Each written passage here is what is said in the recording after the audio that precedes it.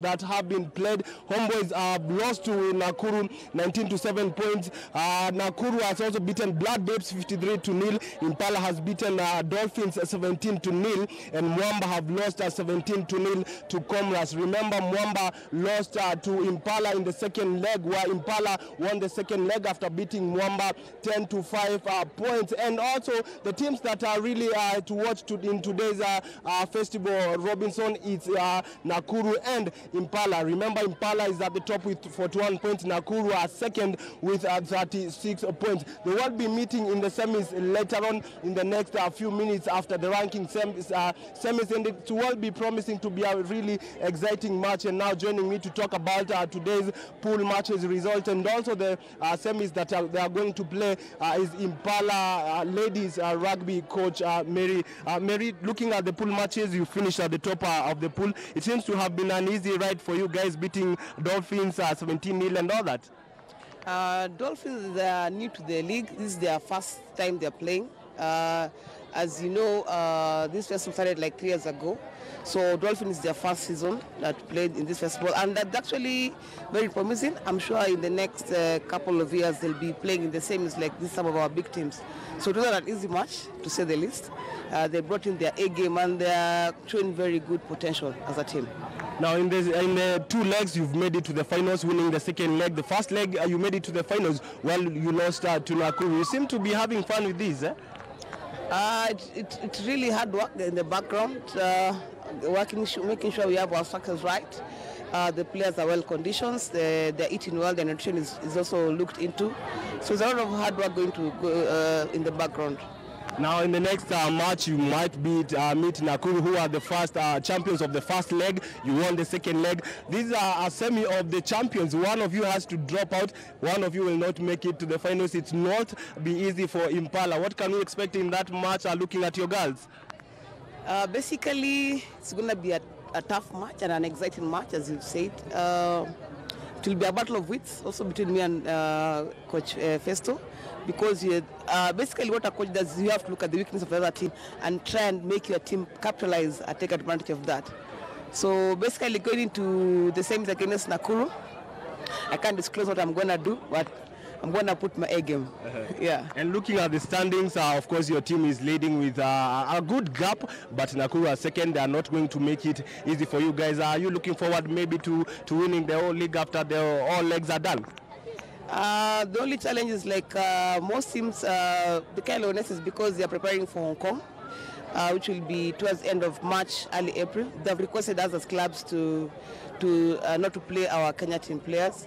So again, this is another dynamic that we will play into today's game.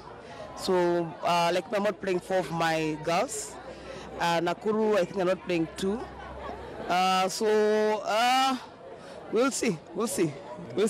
And you've been around for a while talking about women's rugby, comparing 10 years ago, yes, the way the game was women's rugby, and today I see some of even the teams like Nakuru have a bus of their own. This is a women's rugby team. What do you think of the improvement that has been done in terms of women's rugby? I think the one obvious about the game is like, 10 years ago we only one club, Mombasa FC, started the women's side of playing rugby. Down the lane right now we have like 9 clubs playing rugby. So it's a very big growth in terms of the number of players joining rugby. And there's a program that the union has been trying to run, Get Into Rugby, that is being taken down to high schools, whereby we're trying to get girls to play rugby, to get into rugby, so that we have a bigger feeder system for the national team. Okay, thank you very much, and all the best in the semis and also in the finals. That is, if you make it. And now, Robinson, let me talk to one of the players. That is Nakuru ladies players. Remember, they won the first leg, and now they're meeting Mwamba in the second leg. You've heard the Impala coach saying that they're not underestimating you, but they're confident they might beat you guys in the semis. No, I think they're not going to beat us, because we as Nakurus, we've been playing and working hard. Like we've been put, like any games, we put them as finals. So they're not going to beat us because we've worked extra harder. But would you say you guys have an advantage to the other teams looking at your condition? You guys already have a bus, you have a sponsor. At least you're doing well, better than the other teams. Would you say that financial maybe support is helping you guys perform better than the other teams? Yes, the financial support is really helping us because we don't want to let them down. Yes.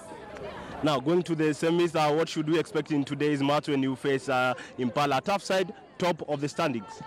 Facing Impala, we're going to beat them very bad because we've been training hard, and I think so that training, it will not go for vain. Yes.